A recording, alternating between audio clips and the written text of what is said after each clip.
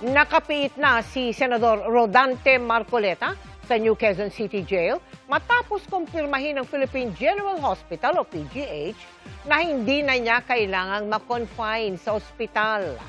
Nakatutok si Bea Pinlac.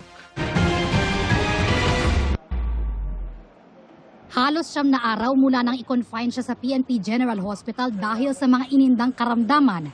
Inilipat na sa New Quezon City Jail Male Dormitory sa Payatas si Senador Rodante Marcoleta na nakaharap sa kasong plunder at paglabag sa Presidential Decree No. 46 na nagbabawal sa mga public official na tumanggap ng regalo. Kaugnay ito sa pagtanggap niya ng 75 million pesos na donasyon na hindi niya idineklara sa kanyang Statement of Assets, Liabilities and Net Worth o SALN.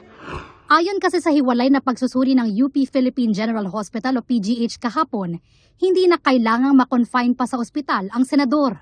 From the X-ray, the plasma clear up na yung pneumonia, yung kanyang hypertension control na.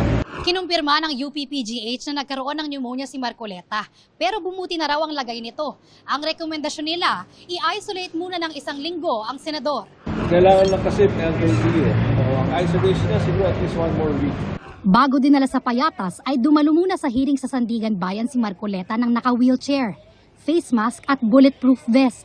Hindi muna pinaghain ng sakdal si Marcoleta para sa kasong plunder dahil nakabinbin pa ang motion niyang ibasura ang reklamo laban sa kanya. Pero nang umalis ay naglakad na lang siya papunta sa coaster ng PNP CIDG na naghatid sa kanya sa New Quezon City Jail.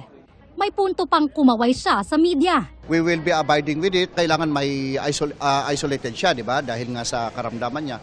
And nakita naman na yung facility na yon and the BJMP can abide with.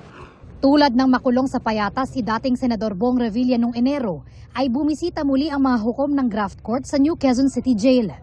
Ito ay para matiyak na may kapasidad itong matugunan naman ang mga pangangailangan sa kalusugan ni Marcoleta. Naghain naman ng not guilty plea sa kaso ang mga kapwa-akusado ni Marcoleta na sina dating Congressman Mike Defensor at mga negosyanteng sina Aristotel Viray at Joseph Espiritu. Pagdating pa lang nila ay may mga pasaring na si Defensor.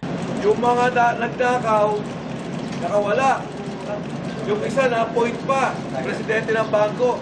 Si Romualdez, si Saldico, hindi pa rin nakukulong. Si Manny Bonoan, ginawang state witness.